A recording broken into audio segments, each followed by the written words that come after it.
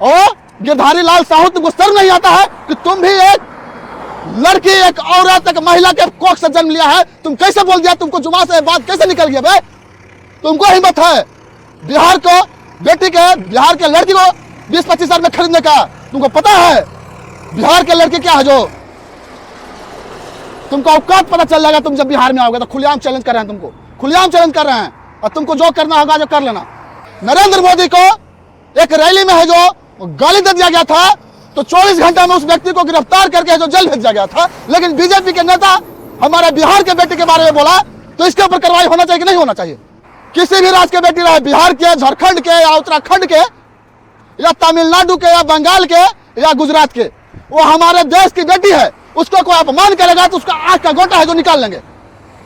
मित्रों, हमारे देश में जब चुनाव होता है तो बीजेपी वाले बोलता है कि हमारे देश के जो बेटी है, हमारे देश के जो बहू है, उसका सुरक्षा करना हम लोग का काम है।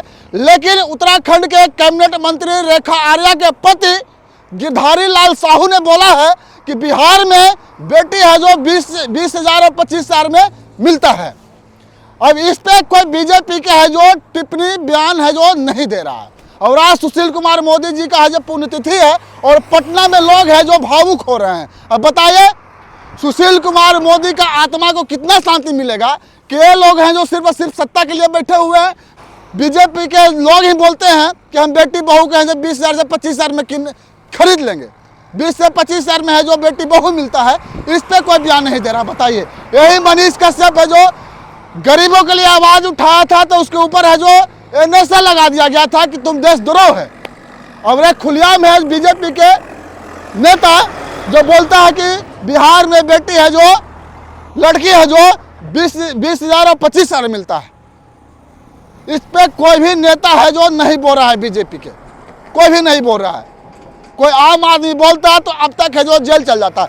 नरेंद्र मोदी को एक रैली में है जो गाली दे दिया गया था, तो 24 घंटे में उस व्यक्ति को गिरफ्तार करके जो जेल भेजा गया था। लेकिन बीजेपी के नेता हमारे बिहार के बेटी के बारे में बोला, तो इसके ऊपर कार्रवाई होना चाहिए कि नहीं होना चाहिए? होना चाहिए कि नहीं होना चाहिए? बीजेपी वाले के लोगों से हम पूछना चाहते हैं।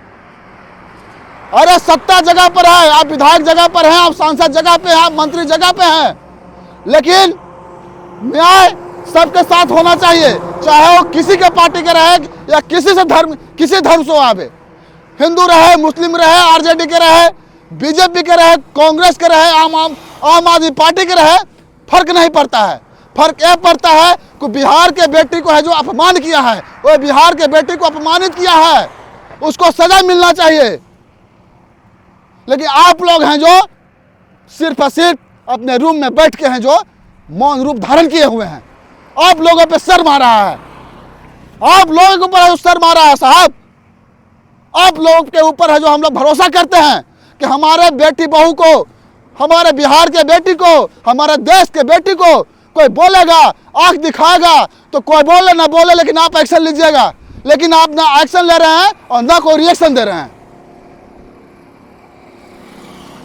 तो इसीलिए हम आपसे सवाल कर रहे हैं, क्योंकि हम लोग आपको सत्ता में बैठाए हैं, इसीलिए सत्ता में बैठाए हैं। लेकिन आप लोग मौन रूप है जो धारण करके बैठे हुए हैं। कैसे मेरा दस्त बदलेगा?